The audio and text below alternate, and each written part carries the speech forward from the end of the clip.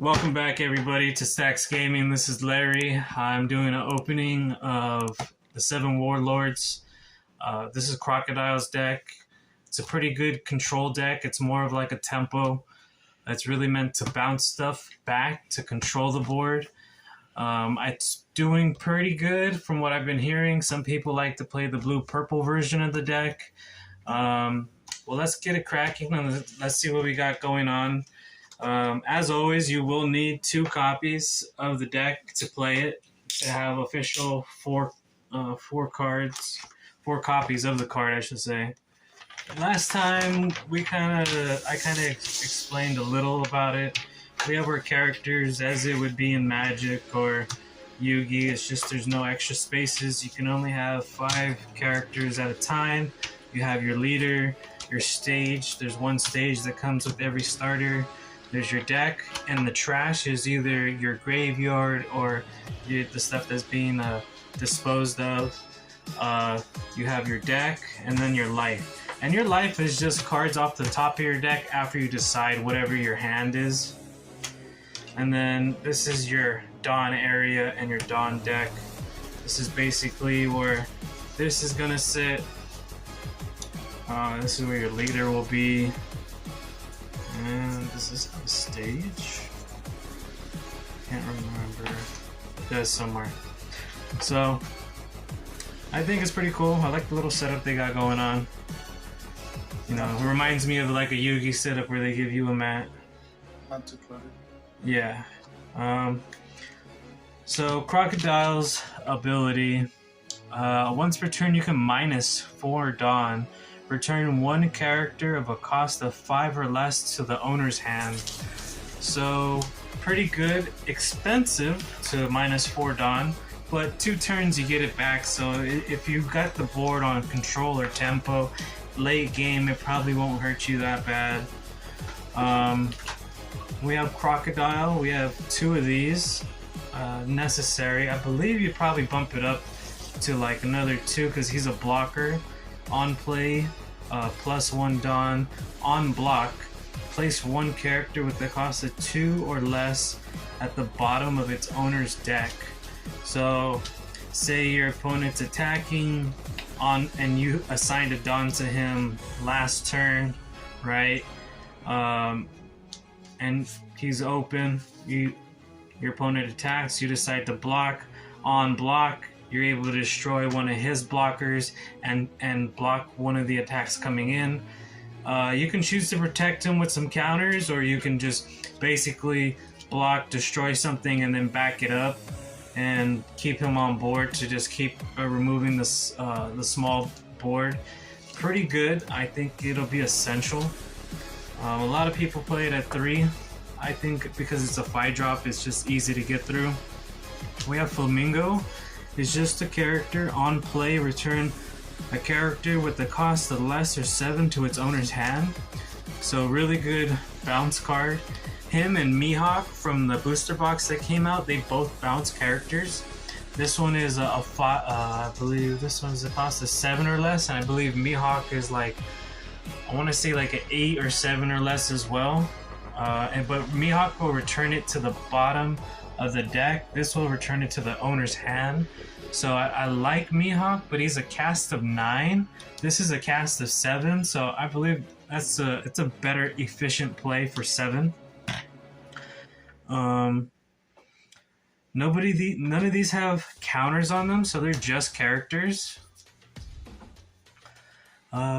This is a 3-drop for 5 and a 1k counter. Is the 7 Warlords of the Sea. This is 7 Warlords of the Sea, yeah. Both of them are 7 Warlords of the Sea. They all should be anyways. Pretty good. For a 3-drop, 5k, that's good because most of your leaders are going to be around 5k, so he can get in there, get a swing, take some resources out of your opponent's hand, and if like you need to guard your life, he's a 1k counter. So you can't go wrong for vanilla. He's very useful for the state of game. Then we have Gecko. Gecko is good, or yeah, Gecko Moria. But he's a 4-drop for 5, and he's a 1k counter. So You can add up to 1/7 warlords or thrasher, brick pirate type creature with the cost of 4 or less than from your trash area over here and then back to your hand. So like say you get rid of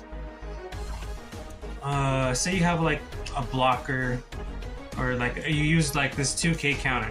So basically he's a 2k counter from hand, and when you use this from hand you need to bring a 4 or less. You can bring this from your trash back to your hand and you have another 2k counter right back in your hand. So this card should be ran at 3 because it's like a mid-game card. You want to see it, but you don't want to open up with this card. This should be definitely played at 4. Basically, you can add 1 Dawn to it. When attacking, draw 2 cards, then trash 2 cards from your hand. So like say you have like an extra stage or something you can't use in your hand because you have 2 of the same cards, you can only drop 1 of them. Basically, you're gonna have him attack, trash, draw 2 cards, trash 2 cards, so you can fix your hand.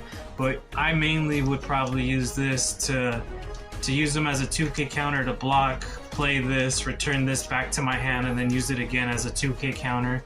These two would have pretty good synergy, so I would say like 3 and 4 as a good package to play together. A 2 and a 4 drop with the 1k counter. He is a Fisherman of the Sea and the 7 Warlords. Pretty good. He can be substitute for the other Jinbei that comes out in the set. Boosted, the other Jinbei's better. 3 drop for 4 on a 1k counter is pretty good. It's a Navy. So basically, when this, you would add 1 Dawn to it, active main during your turn. Once per turn, you can rest up to a Dawn, play one with the cost of 4 or less from your deck, then shuffle your deck. So this is good for thinning out your deck and getting out some of your blockers. Huh?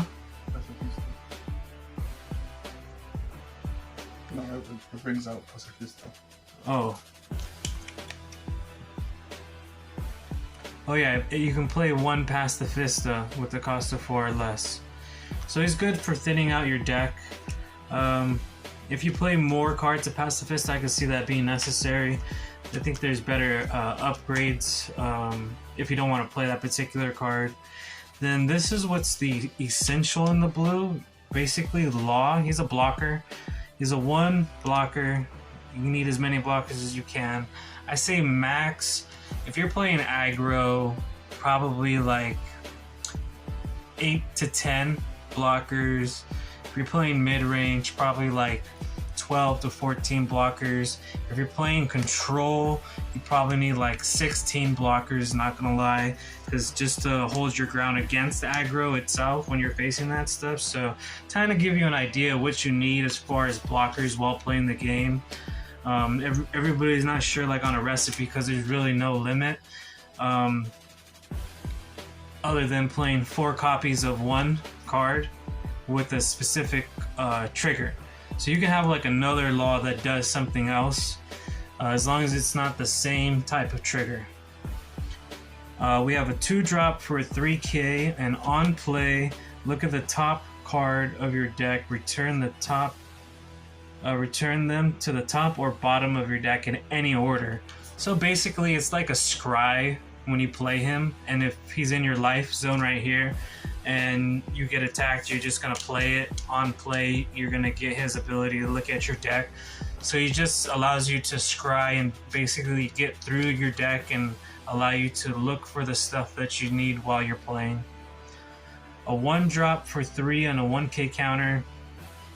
It's good. It'd be better if he was a blocker, but it's buggy. So, I mean, Trash.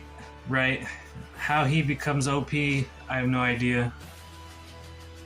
But he's a 4k for 6 on a 1k counter. Pacifista. So this is kind of good because he's a 6k for a 4 drop, right? So what's cool about the other card, it pulls it out of the deck so you don't have to actually draw him, but what sucks is when you actually have him in your hand. So you probably play this at 3 and the other one at 4 just so you don't open up with it. But it's still pretty good because remind you, leaders are going to be 5k, he's 6k. It allows you to swing into majority of leaders, and that's what you want.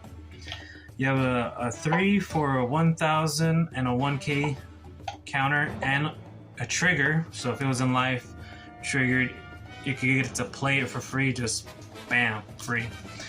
And it's a blocker, so blockers are good, and you have 4, so you have a total of 8 blockers in here. I would say maybe add 2 to 4 more blockers in this deck, maybe.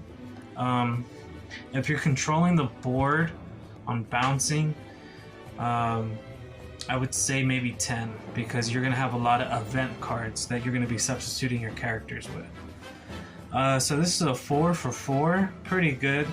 On play, return 1 character of a cost of 3 or less to the owner's hand. So you're probably going to be bouncing your other opponent's blockers, because most blockers are going to be a 1, a 2, or a 3 drop. Some blockers are 4 and 5 drops for certain colors. But most blockers, because people are trying to keep the curve low, because you only have a slot of 10 that are available to activate stuff, so people are going to really try to keep their curve low. So I can see him being played a lot to have tempo of the board. So and for a 4 drop, it's not bad, because you're in a -4 with him, you still got 4, so you still have a lot of utility, or you're going to have 6 left over, so you're still going to have a lot of utility from minusing, playing him, and then having 2 open. So when you think about the play, it's still pretty useful early game and late game when you're trying to balance your character with your leader. This is a 4 drop, and this is a trigger. So basically, return 1 character of cost of 7 or less to its owner's hand. So as you can tell, all of it's a theme. All of it's, as of right now, sending everything of a cost of something back to the owner's hand. So for 4 drop, that's pretty good. 7 or higher, or 7 or less, I think is detrimental, because it really will help you control and tempo the game, because you only have so many opportunities, right, to play stuff. Counter, return 1 creature with the cost of 3 or less to its owner hand. So yeah, basically you're gonna bounce something 3 or less. Same thing with that Teach does, bounce a cost of 3 or less to the hand, and it has a trigger to counter. So if it's in your life, you flip it, you can automatically bounce 1 to your opponent's hand. So that's pretty good. I would figure probably playing 4 of these, and 4 do come in here, would be max value. This is the MVP of the deck right here, and it's played in any combination of blue, purple, or blue, whatever, or just a mono blue deck. People say they play it at 3 or 2 because it's good late game. I think it's just good in general. It's a 2 drop. You can your leader or one of your characters gains 4,000 during battle, then draw a card if you have 3 or less cards in your hand. And because you're going to be using a lot of stuff from your hand to bounce stuff, I think this is really good. It allows you to draw, it allows you to fix your hand when you're down cards, and it's just super useful. It's the only reason why these structure decks are starting to go up. I believe this card's like $5 or $6 on its own. The structure decks, unfortunately, are slowly starting to become unobtainable. They're $30 for 1 structure right now. The cheapest I've seen them is $25 a structure. They were supposed to be 10. I mean, they were floating around 15. I got mine early for 10. 30 is good just because these cards are essential and you can only get them in there. They're not getting reprinted in other sets, and that's the thing about these cards. Like the stuff that's used to move stuff around in decks, we won't see those in sets. So the way they're doing this is good. It'll keep card values, right? But you must get in when you can, and don't just buy just to buy, you know, because it's worth money. Do it to play and enjoy the game. everything's going to retain its value because of how the company's handling everything. I think they're doing a really good job. If you like what's going on, let us know in the comments. Like, comment, subscribe. We're going to be doing some test play with this and the Kaido deck. Just straight up, heads up, nothing added. And then we're going to do another one when we change them up and add them up too. So we should have like a little progression series going on. Let us know what you think about what you want to see next, and down in the comments. We're only doing this opening because it was down in the comments, so let us know what's going to happen. We're basically here trying to entertain you. Larry out.